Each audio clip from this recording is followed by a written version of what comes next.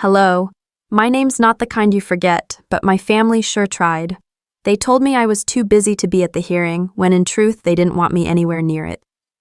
But that lie was just the surface. Beneath it, years of quiet betrayal. My home signed away without my consent. My savings drained behind my back. And a trail of whispers that made me the outsider in my own bloodline.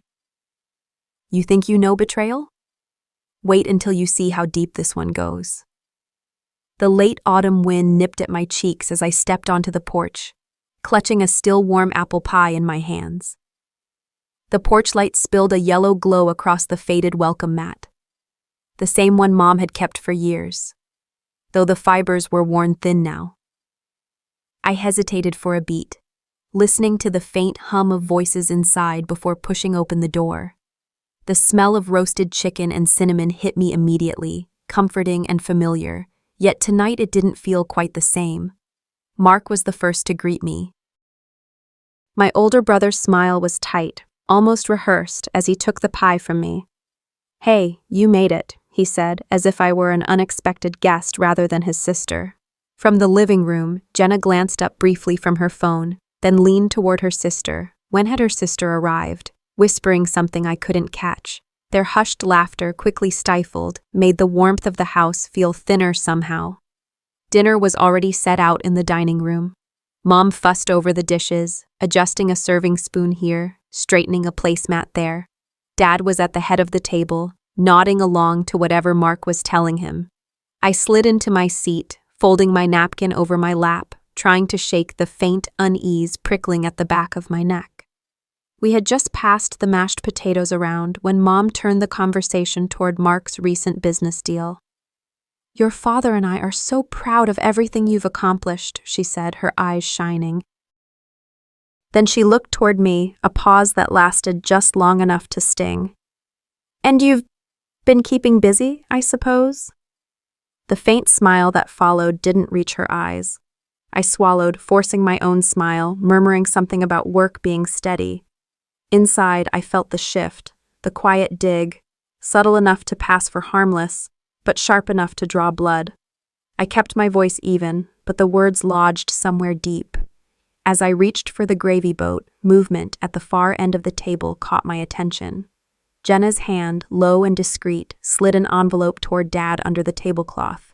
His fingers closed over it without a word, his expression tightening for a moment before smoothing back into the same polite smile. No one else seemed to notice. My fork hovered midair, appetite fading as questions crowded in. What was in that envelope, and why was it being passed like a secret? I excused myself, saying I needed to take a call, and stepped out onto the porch again. The air was sharper now, carrying the faint smell of wet leaves. Through the window, I saw Mark and Jenna leaning close to Dad, their heads bowed together in conversation. Their expressions were serious, the kind reserved for discussions that didn't include outsiders.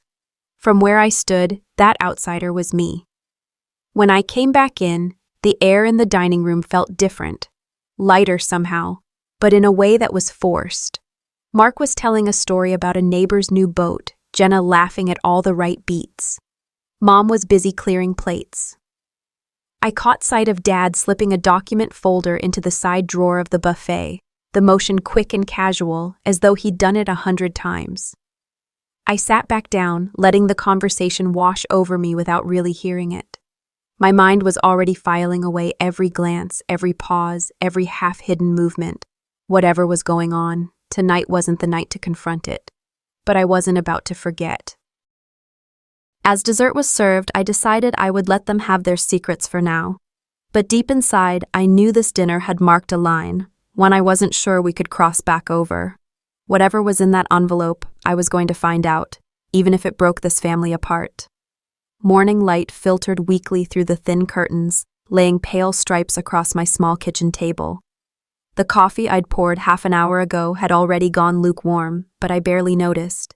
My mind was still turning over the images from last night, the tight smile on Mark's face, Jenna's constant glances at her phone, the envelope sliding under the table into Dad's hand. I cradled the mug, staring at nothing, and felt a steady thrum of purpose settle in my chest. I wasn't going to ask anyone outright. Not yet. If they were keeping something from me, showing my hand too early would only push them deeper into secrecy. I needed to find out what was in that envelope and why, without them ever realizing I was looking. By mid-morning, I was in my car, the heater just beginning to cut through the chill as I pulled up in front of my parents' hardware store. The glass door still bore the old hand-painted letters from when Dad first opened the place. I told myself I was just here to borrow a few tools for a home project. That was plausible. The familiar bell above the door jingled, and Dad called from behind the counter, helping a man pick out screws. I smiled, waved, and let my eyes wander casually toward the back office. The door was half closed, the kind of casual gap that didn't quite hide what was inside. On the desk, a manila folder sat open, its corner lifting slightly as if inviting me to look. I drifted toward the tool aisle nearest the office, pretending to compare tape measures. From there, I could see enough: white paper with rows of numbers, the crisp bank logo in the corner. Even at a glance, the withdrawals stood out: large sums, recent dates. I memorized 2 amounts, 2 dates, and tucked them away in my mind. When I glanced up, Dad was walking toward the office, still mid-conversation with the customer. I stepped back into the aisle, pretending to study a hammer I didn't need. My pulse stayed high as I moved toward the counter with a small box of nails, my cover purchase. Back outside, the cold air hit sharper than before. I stood on the sidewalk for a moment, trying to steady my breathing. The dates on those withdrawals matched the same months Mark had bragged about helping the family financially. If his help had come from family funds to begin with, that meant something much uglier was going on. I was still processing that when I heard someone call my name. Mrs. Carter, a longtime neighbor and family friend, was walking up from the corner, her scarf pulled tight against the wind. "Morning, dear," she said, her tone warm but her eyes carrying something else. She glanced around before stepping closer. "Sweetheart, be careful asking too many questions. People have been talking." A ripple of unease went through me. "What do you mean?" I asked, but she only shook her head, the faintest frown on her face. "Just be careful." With that, she patted my arm and kept walking, leaving me with more questions than answers. By the time I got home, I'd replayed her words a dozen times. I set my keys down, pulled out a notebook, and began jotting everything: dates from the bank statement, the envelope at dinner, Mrs. Carter's warning. When I connected the points, they didn't form a complete picture, but the shape emerging was unsettling. I tapped my pen against the page, staring at the rough web of notes. The pull to confront Mark or Dad was strong, but I knew better. Without proof, I'd just give them a reason to lock me out entirely. No, this would have to be done quietly, patiently, and maybe in places I wasn't exactly supposed to be. If I was going to uncover the truth, I'd have to step into their world without them knowing. The kitchen clock ticked past 8, each second loud in the quiet of my apartment. My coffee from this morning still sat cold in the mug, untouched since I got home from work. The light over the sink hummed faintly, casting a yellow glow over the table where I'd laid out what I needed: a small flashlight, a pair of thin gloves, and a few old bobby pins. I hadn't touched them in years, not since high school, when I'd worked afternoons at Mr. Whitaker's locksmith shop. Back then, it was a quirky skill, something that made my friends laugh. Now, it felt like a line in the sand. I stared at the tools for a long moment, the quiet voice in my head warning me that once I crossed this line, I might never see my family the same way again. But the memory of that envelope and the way Dad's eyes had shifted left no room for hesitation. By the time I stepped outside, the wind had picked up.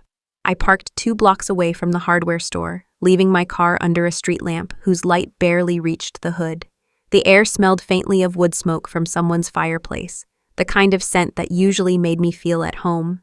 Tonight, it just made the shadows feel heavier.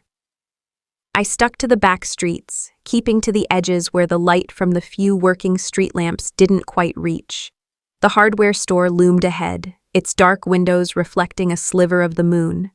The back door was older than I remembered, paint peeling, hinges a little loose. My hands worked almost on their own, muscle memory guiding the pins into place. 2 clicks later, the lock gave and I slipped inside. The air smelled of motor oil, sawdust, and paper. My brother's office door was locked, as I knew it would be. The pins felt warm in my hand as I crouched by the knob. Another quiet click, and I was in. The light from my flashlight swept across a small, orderly space, filing cabinet against one wall, desk against the other. On top of the desk sat a manila envelope labeled only with a date from 2 months ago. My fingers hesitated before opening it. Receipts. Transaction slips. Numbers that didn't match the bank statement I'd seen yesterday. The amounts were larger. Stranger still, the payees were names I didn't recognize, until my eyes landed on one that made my stomach drop. Aunt Louise. Her signature was right there, neat and careful, on a withdrawal slip for an amount that could have bought a brand new truck. Louise, the one person who'd always stayed out of the messes, who'd told me more than once she wanted nothing to do with family money. I could almost hear her voice in my head, warm and dismissive. That warmth suddenly felt like a cover I hadn't recognized until now. I took a slow breath, fighting the urge to take the documents with me. Instead, I laid them back exactly as I'd found them, then pulled out my phone and snapped a few quick photos. Every click of the shutter seemed too loud in the empty store. When I stepped back into the alley, the cold night air hit my face like a warning. I relocked the door, my fingers stiff in the chill, and walked back to my car without looking over my shoulder. At home, I made 2 copies of the photos, one tucked into a small USB drive I hid in my glove compartment, the other uploaded to a private folder only I could access. The weight in my chest had shifted. This wasn't just about Mark or Dad anymore. If Louise was involved, the roots of this mess were deeper than I'd ever imagined. And if I was going to confront her, I needed leverage and the nerve to walk straight into her world. The oak-lined street was hushed under the fading light, each branch casting a lacy shadow across the pavement. Aunt Louise's white brick house stood neat and symmetrical, its blue-painted door framed by perfectly trimmed hedges. I slowed my pace as I walked up the driveway, the apple pie warm in my hands, the scent faint beneath the crisp air. On the way over, I'd rehearsed lines. Polite, casual, the sort you'd use to catch up with family without sounding like you were interrogating them. In reality, this felt more like a chess match, each move needing careful calculation. I took a deep breath before knocking, letting a small, measured smile settle on my face. She opened the door with her usual warmth, but her eyes swept over me like she was taking mental notes. "Oh, you didn't have to bake for me," she said, ushering me inside. The air smelled faintly of cinnamon and lemon polish. As I stepped into the living room, my gaze swept over the familiar space and caught on what wasn't familiar. A crystal vase sat gleaming on the console table. On the mantel, an antique clock ticked with quiet precision. Neither belonged to the modest decor I remembered. "Tea?" she offered, already moving toward the kitchen. "Yes, please." When she returned, she set a porcelain cup in front of me. I froze for half a second. It was the same blue and white pattern my grandmother had used, the set that had vanished from her house years ago. I wrapped my fingers around the cup, letting the steam rise against my face, masking the flicker of recognition in my eyes. We began with safe topics. She asked about my apartment, the noise from my street, how work was going. Then, smoothly, she slipped in. "And how's the store? Mark must be keeping busy." I kept my tone even. "Yeah, business seems steady." Good, she said, adding sugar to her tea, her eyes avoiding mine just a beat too long. I mirrored her casualness, but my mind was recording everything, her phrasing, her timing, the way she seemed to skirt around certain words. It was while she was reminiscing about the old days that she made her mistake. I remember that summer, what was it, June 14th?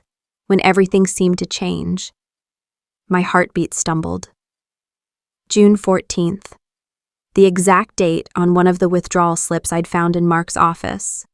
I smiled like I hadn't noticed, nodded, and took another sip of tea. Inside, the click of a puzzle piece sliding into place was deafening. A few minutes later, she set her cup down and said lightly, "Well, it's all about keeping the garden tidy, isn't it?" The words landed like a dropped weight. Keeping the garden tidy. I hadn't heard that phrase since Grandpa's will was read. family code for cleaning up messy business before outsiders noticed. I hid behind my cup again, letting the rim block her view of my expression. Inside, every instinct told me to press, but I forced myself to stay still. After dinner, roast chicken, potatoes, and polite conversation, I helped her clear the table. We chatted about the neighbor's new puppy, the weather, anything harmless. At the door, she hugged me longer than usual, her arms firm, her head tilted as if she could feel the rhythm of my heartbeat. "Drive safe," she said, smiling in a way that didn't quite reach her eyes. In my car, I sat for a moment, replaying every word she'd said. The crystal vase, the antique clock, the slip about June 14th, and that phrase, "If keeping the garden tidy still meant what I thought it did, then Aunt Louise wasn't just aware, she was tending the soil." The old farmhouse looked smaller than I remembered, its weathered siding dulled to a pale gray, and the once bright white trim peeling in uneven curls. The smell of alfalfa drifted in from the back fields, sweet and heavy, carried on the late summer air. I parked beside the barn, killing the engine and listening to the steady tick as it cooled. My hands lingered on the steering wheel, the weight of the years pressing in. It had been a long time since I'd stepped inside this place, and part of me wasn't sure if the answers I wanted were worth whatever else I might find. I finally got out, my boots crunching against the gravel. The back porch sagged slightly, the screen door hanging loose on one hinge. The air inside was cooler but carried the scent of old wood and dust, a reminder that time doesn't just pass, it settles. The attic hatch stuck at first, as if the house itself was reluctant to let me in. When it finally gave, a rush of stale heat hit me full in the face. Dust motes hung in the sunbeams slicing down from the small, grimy windows. Boxes marked in my mother's looping handwriting leaned against the sloped walls, their cardboard soft with age. I climbed the wooden ladder slowly, each rung groaning under my weight, the sound echoing in the quiet space above. Near the far wall, an old cedar chest sat half-hidden beneath a faded quilt. Its brass hinges were tarnished, the lid stiff as I pried it open. The scent of cedar, dry and faint, rose up, a ghost of the past. I moved aside stacks of folded blankets, brittle newspaper clippings, and a few photo albums until my fingers pressed against something solid. A false bottom. The wood panel lifted with a soft scrape, revealing a slim, leather-bound book wrapped in brown paper and tied with twine. My pulse quickened as I untied the knot. Inside were neat columns of numbers, dates, and cryptic initials written in a careful, deliberate hand. The entries stretched back decades, long before I was born. Land parcels, cash amounts, strange notations that only meant something to the person who wrote them. I turned to the inside cover, and the breath caught in my throat. A note, brief and deliberate, written in cursive. I knew better than my own, my father's handwriting. Every curve of the letters, every angled stroke, it was his. Garden work complete. Final tallies enclosed. The phrase hit me like a physical blow. Just last night, Aunt Louise had said something almost identical, keeping the garden tidy, at dinner. I'd brushed it off then, but here it was again, tied directly to my father. I started flipping through the pages faster now, scanning for connections. And they were there, dozens of them. Dates that matched sudden land sales, amounts that lined up with unexplained gifts certain relatives had received, quiet injections of cash that had no official source. I pulled my phone from my pocket and began snapping photos, one after the other, the soft click of the shutter loud in the still attic. I was halfway through when a noise froze me. Creak. It came from below, slow, deliberate, the sound of weight shifting on an old floorboard. Another creak. I held my breath, too heavy for an animal, too measured to be the wind. Whoever it was, they were inside. Moving quickly, I wrapped the ledger back in its brown paper and slipped it deep into my tote bag, covering it with a folded sweater. I took the narrow back stairs that led into the kitchen, each step careful, silent. The kitchen was empty when I emerged. The air felt colder somehow. And then I saw it, the back door standing slightly open, rocking just enough for the sunlight to catch on the worn brass knob. Whoever had been here was gone. Or they'd left knowing I was. I stepped out onto the porch, scanning the yard. Nothing moved except the long grass swaying in the breeze. If my father had kept this ledger hidden, someone else knew it was here, and they'd just missed it by minutes. By the time I pulled into the gravel drive of my bungalow, the late afternoon light had softened into that muted gold that made the edges of everything look a little unreal. The fields beyond my fence swayed under a slow breeze, and for the first time all day, I let myself exhale. I hung my keys on the wall hook, set the kettle on the stove, and let the quiet settle in like a blanket. My phone was on silent, my shoes left by the door. I curled into the armchair by the window, waiting for the whistle of the kettle, letting the stillness dull the jagged edge of what I'd found at the farmhouse. The knock was so light at first I almost thought I'd imagined it. 3 deliberate taps, evenly spaced. Not the hurried pounding of a delivery driver, not the careless rap of a neighbor. I rose slowly, crossing the small living room. Through the narrow slit of the curtain, I caught sight of a man on my porch. Greg, Aunt Louise's eldest son. Hands shoved deep into his jacket pockets, shoulders slightly hunched as if bracing against a chill that wasn't there. We hadn't spoken in years. I opened the door just far enough to block most of his view inside. "Greg," I said, keeping my voice neutral. "Hey," he replied with a thin smile. "Just passing through, thought I'd check on you. Been a long time." His eyes didn't match the smile.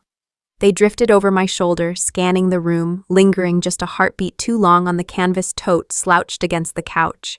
I resisted the urge to move it. "That's nice of you," I said, stepping back a fraction but not offering him a seat. We exchanged a few pleasantries. "How's work? How's the house?" But the conversation took a subtle turn when he leaned a little against the porch railing and said, "Heard you've been poking around the old farmhouse." I kept my face still. "Just stopped by for some old photographs," I replied lightly. Greg's smile didn't waver, but something in it hardened. "Some things in that house are better left where they've been all these years." The words were dressed in concern, but the weight beneath them was impossible to miss. A warning. I let the silence stretch just long enough to make him shift his stance before answering. "I'll keep that in mind." He studied me, maybe waiting for a crack in my composure. When none came, he nodded once and stepped toward the door. But before leaving, he paused, resting one hand on the frame and leaning in just close enough that I could see the faint crease between his brows. "You know," he said quietly, "family should protect each other." I smiled tightly, opened the door wider in a polite dismissal and closed it firmly behind him. 2 locks clicked into place, the sound louder in the stillness than I expected. For a moment, I stood in the quiet, listening for footsteps on the porch or the crunch of gravel. Nothing. I went straight to the tote, pulled it open, and checked. The ledger was still there, its brown paper wrapping intact. I carried it to my bedroom, opened the cabinet in the corner, and set it inside before twisting the key. Tonight, I'd make a digital backup. Whatever game Greg had been sent to play, he wasn't going to catch me unprepared. Greg wasn't here to reminisce. He was here to measure how much I already knew. The morning light spilled across my kitchen table in long, steady stripes, cutting through the steam rising from my coffee. The ledger lay open beside me, its worn leather cover curling at the edges like it had been holding its secrets in for too many years. I had spread out a scatter of old newspaper clippings, local obituaries, land transfer notices, police reports clipped from yellowed broadsheets, and was cross-checking the names against the spidery columns inside the book. The patterns were faint but there, initials that matched distant cousins, dates that lined up with abrupt property sales, and sums of money that seemed too neat to be natural. My pen tapped against the rim of the coffee mug, marking connections in the margin. Every so often, I'd pause, lean back, and study the ledger as though it might finally decide to explain itself. That's when the phone rang. It wasn't the cell. This was the landline, a relic of a phone that sat in the corner and rarely spoke. Only a handful of people even had the number, and most of them were family I'd rather not hear from. I picked up on the 3rd ring. "Hello?" The voice was low and deliberately muffled, as if pressed through cloth. "Don't say my name. Don't ask for yours," the caller said. Something cold unspooled in my stomach. "All right." I've seen the book you found, they continued. The last page, the initials in the bottom corner, that's not a cash entry. That's a date. The night she disappeared. My pen stilled over the ledger. Who? You know the name if you think about it. 1984. Cedar Ridge Barn Party. Girl never came home. The date in my mind collided with memory. 3 years ago, I'd been sitting at the Cedar Ridge Diner across from Mr. Harris, an old-timer who lived alone near the edge of town. He'd been sipping coffee thick as tar, his weathered hands curling around the cup like it was the only warm thing he owned. Out of nowhere, he'd said, "Some nights I still see her walking past the grain elevator, always looking over her shoulder. Poor thing didn't make it past the field." I'd pressed, but he'd only added one line before clamming up. Families got a long memory for the things they bury.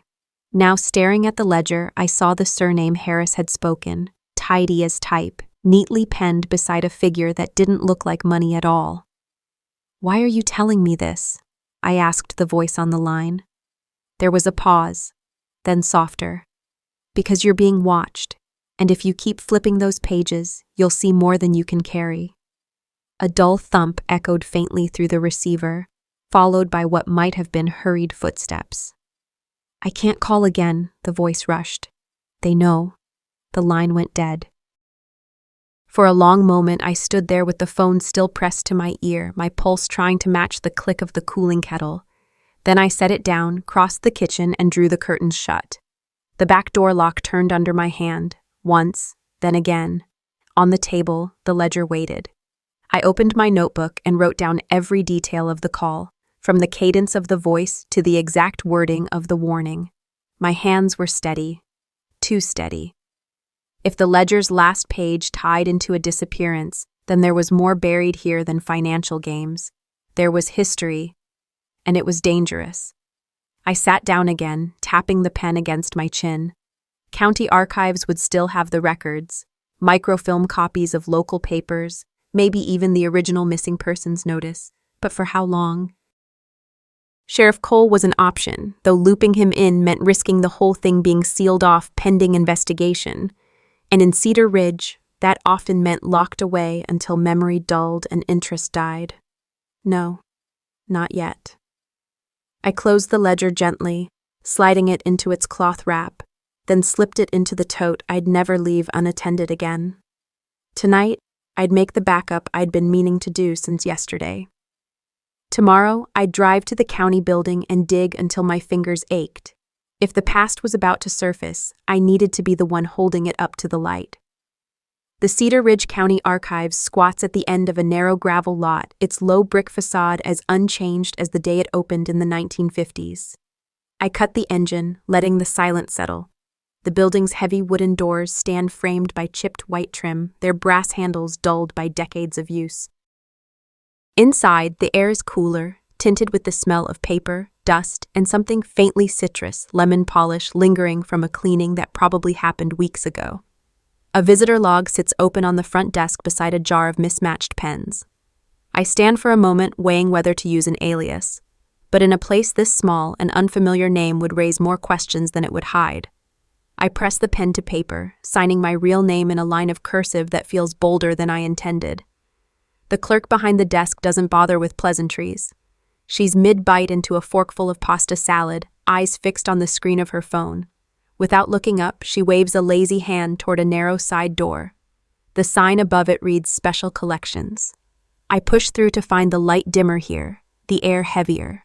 Metal filing cabinets stand in long, narrow rows, each drawer labeled in neat, hand-lettered script that hasn't changed since the Reagan era. The hum of a lone fluorescent bulb fills the silence.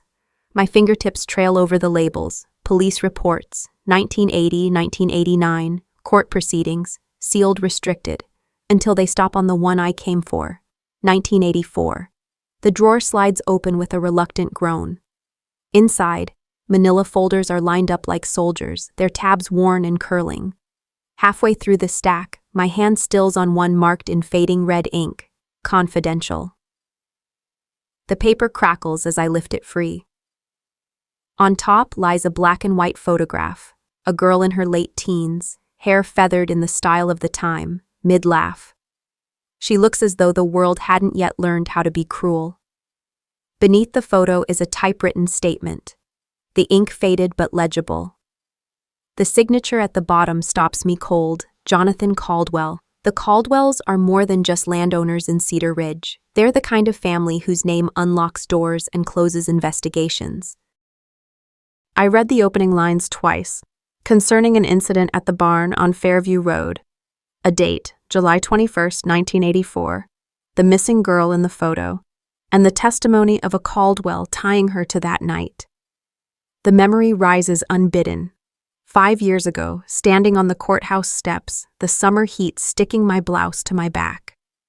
2 men in suits stood just outside the shade. "Keep the Caldwells clean," one had said. "They're already clean," the other replied. "We're just making sure it stays that way." At the time, I'd filed it away as local politics, small-town king-making. Now, with this folder in my hands, the words feel like a lock clicking shut. I slide the statement back into place, fold the flap of the folder closed, and start to ease the drawer shut, when movement catches my eye.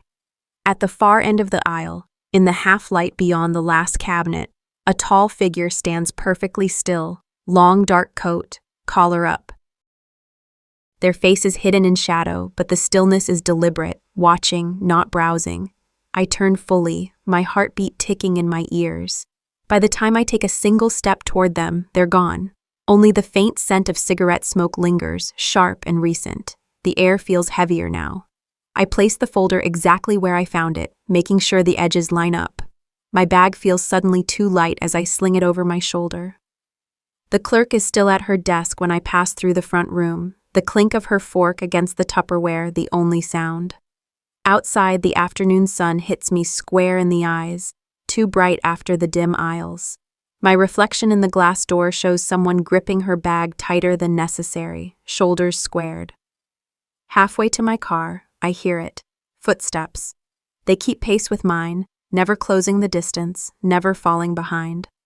The sound fades when I reach the driver's side, but my hand moves faster than usual on the lock. I slide inside, slam the door, and scan the sidewalk through the glass. Empty. Still, I keep my eyes on the rearview mirror as I pull out of the lot, watching the archives shrink in the distance. Whatever I'd just uncovered wasn't meant to see daylight, and someone intended to keep it that way. Morning sunlight filtered through the lace curtains, drawing pale patterns across my kitchen table. The hum of the fridge was the only sound, steady and indifferent. My coffee sat cooling beside the manila folder from the day before, its edges curling as if it had its own nervous energy. I kept reading the same lines over and over, the words bleeding into each other. Caldwell. 1984. Missing girl.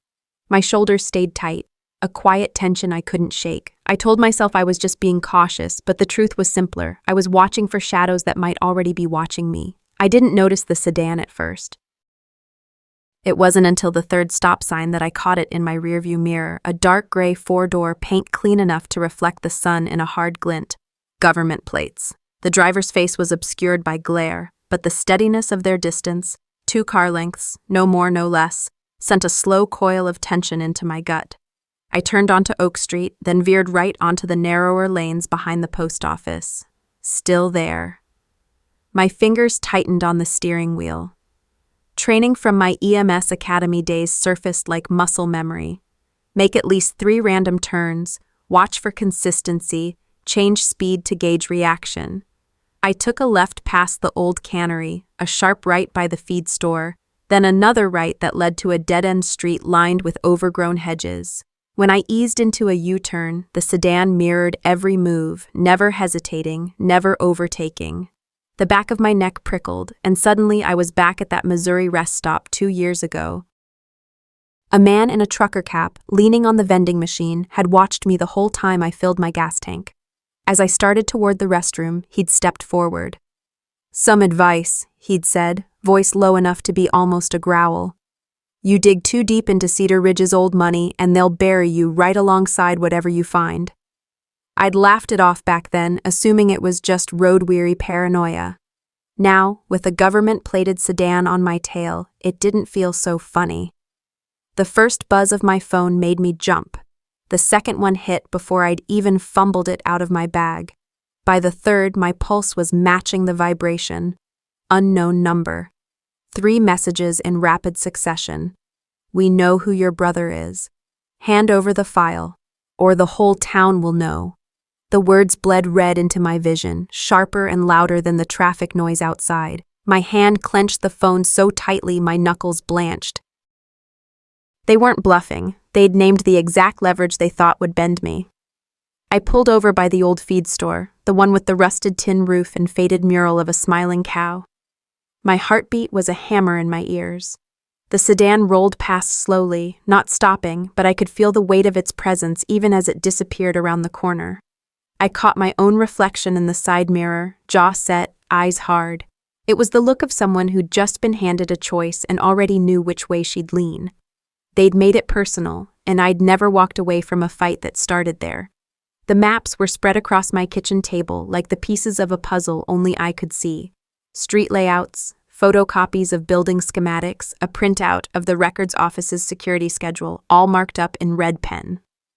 A burner phone sat to my right, its battery half drained from the calls Danny and I had made earlier.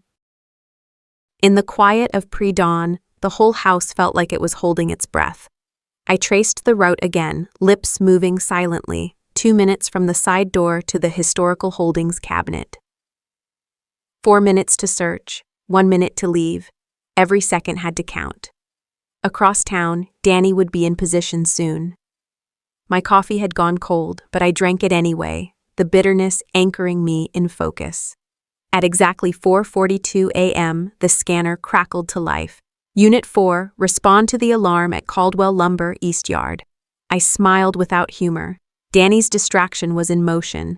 Within seconds, more chatter followed, the dispatcher sending nearly every available patrol to the far edge of town. The distant wail of sirens rose and faded like a tide pulling my obstacles away. I moved fast. The records office sat in the Civic District, a squat limestone building that smelled of mildew even from the outside.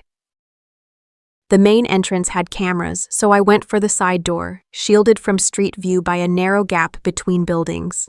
My lockpick set felt cold in my hands. The click of tumblers was sharp in the silence, and the hinge creaked like it hadn't moved in years. Inside, the air was dense with the scent of old paper and dust. Rows of steel file cabinets stood like sentries in the dim emergency lighting. My footsteps were muffled by thin industrial carpet, but each sound seemed amplified in my own ears. I navigated by the mental map I'd built from old blueprints, fingers brushing over drawer labels until I reached the far corner. That's when I saw it, a box file shoved behind a stack of outdated property tax rolls. The label was handwritten, the name underlined twice, Mark Ellery. My pulse spiked. Ellery had been the journalist who disappeared 5 years ago, chasing a corruption story no one wanted printed. I pulled the lid off with trembling hands. Inside were newspaper clippings, internal memos on Caldwell letterhead, and, my stomach turned, a photograph of Ellery shaking hands with someone I recognized from the Caldwell family's current board. Before I could process it, the sound of footsteps cut through the silence. Slow, deliberate. They were inside the building. I shoved the box's contents into my bag and crouched behind the nearest cabinet, breath locked in my chest. The steps grew louder, then paused. A door opened somewhere down the hall. Papers shuffled, then closed again. Silence. I counted to 20 before moving. My body felt electric, every muscle ready to bolt. Slipping through the side door, I kept low and headed for the back alley. The first hint of dawn lit the sky, washing Cedar Ridge in soft gray, but the air still felt sharp and dangerous. The file was heavier than it should have been in my bag, its weight more than just paper and ink. As I reached my car, the thought settled cold in my gut. I'd crossed a line tonight. There was no stepping back. Once you take their secrets, you become one of them, hunted. The morning sun was too bright for the way my chest felt, tight, wired, as if I hadn't left the records office at all. The 2-lane road unwound ahead of me in slow curves through cedar windbreaks, but I kept glancing at the mirror. The same dark SUV slid into view for the second time in less than an hour. No decals, no plates I recognized, just a square silhouette that never seemed to get closer or further. My hands tightened on the wheel until my knuckles whitened. The hum of my own engine felt like static against my spine. By the time I reached my gravel drive, I'd already decided to check the car. Inside the barn, light filtered through the warped boards in dusty gold shafts. I crouched low, running my hands along the undercarriage. That's when my fingers hit cold plastic and adhesive. A small black device no bigger than a matchbox, duct taped to the frame, LED light blinking a slow, steady green, GPS tracker. The violation hit like a punch. My chest burned with anger, not just fear. Whoever had put it there hadn't cared if I found it. They'd wanted me to know I was being hunted. I slid out from under the car and forced my breathing into something steady. Ripping the tracker free, I turned it over in my palm, the faint smell of oil clinging to my fingers. Fine, if they wanted to follow me, I'd make sure they took the wrong road. 10 minutes later, I was kneeling in the dirt beside a rusted-out farm truck abandoned 2 bends down the road. The metal was warm from the sun, my heart pounding as if every gust of wind might be footsteps. I taped the tracker deep under its chassis. When the driver, or whoever was watching, saw it start to move again, they'd follow it right into the middle of nowhere. I just shut my front door when a knock came. 2 quick raps, then 1 slow. I froze, every instinct telling me not to answer. But the voice that followed made my jaw tighten. "Open up, Reese. You're already in deeper than you think." Carla Vance. We'd clashed in the EMS academy years ago. She'd made it her hobby to needle me until I snapped. Now she stood on my porch in a windbreaker, hair shorter, eyes sharper. "They're not just watching you," she said, stepping inside without waiting for an invitation. "They're setting you up for something you can't walk away from. Caldwell doesn't play small." Our conversation was taut, edged with every scrap of bad history between us. But she knew things, specifics about the patrol routes, the names of 2 deputies on the Caldwell payroll. I didn't trust her. Not entirely, but trust felt like a luxury I couldn't afford to hoard. As the day burned down into evening, we sat at my kitchen table with cold coffee between us, marking possible moves on a creased county map. We only told each other what we had to, not more, not less. Outside, the light thinned and shadows stretched across the fields. I could feel the quiet line we'd drawn, not quite allies, not exactly enemies, just 2 people too stubborn to die for someone else's secret. You don't have to like someone to know they're the only one who might keep you breathing. The late afternoon light lay sharp across the Cedar Ridge courthouse steps, cutting the stone into golden shadow. From my position at the base of the flagpole, I watched the Caldwells climb the broad stairs, their lawyer between them like a shield. They thought today was just another procedural hearing, a little legal posturing before the real fight. The flash drive in my pocket said otherwise. Its weight was the promise of a door I'd been battering for months, now finally splintering. Above us, the church bell tolled 5 times. Time to close the trap. Inside, the courtroom smelled of varnish and old paper. I sat at the plaintiff's table, back straight, hands steady on the folder before me. Across the aisle, the Caldwells sat with bored expressions they'd perfected over years of winning. The judge called the hearing to order, and my attorney barely cleared her throat before nodding for me to begin. I rose, walked to the evidence screen, and began projecting the first set of documents. Land deeds, wire transfers, contracts bearing signatures that had been ghost stories in this county for years. Each slide tightened the air in the room. Then came the pivot, the keystone. I presented a set of internal memos and meeting minutes, not only implicating the Caldwells in the sabotage, but revealing their silent partner, County Treasurer Harold Kinney. Gasps rippled through the gallery. The treasurer's face went from flushed to chalk white in seconds, his mouth opening and closing without sound. The judge leaned forward. Even the court reporter paused, eyes narrowing at the name. Adrenaline surged through me. Not the wild rush of a brawl, but the clear, locked-in rhythm of hitting exactly where I'd aimed. I didn't stop there. From the same flash drive came the real blade, screenshots from the Caldwell's own surveillance network. Years of arrogance had built them a spider web of private cameras and intercepted messages, meant to track others. Now, their trap was turning on them. I projected the messages across the courtroom wall, each one stamped with time, date, and the sender's name. Let the mill burn. No one will trace it back. Harold gets his cut when it's done. The hiss of the projector filled the silence. Words flickered across their faces, catching on every twitch, every swallow.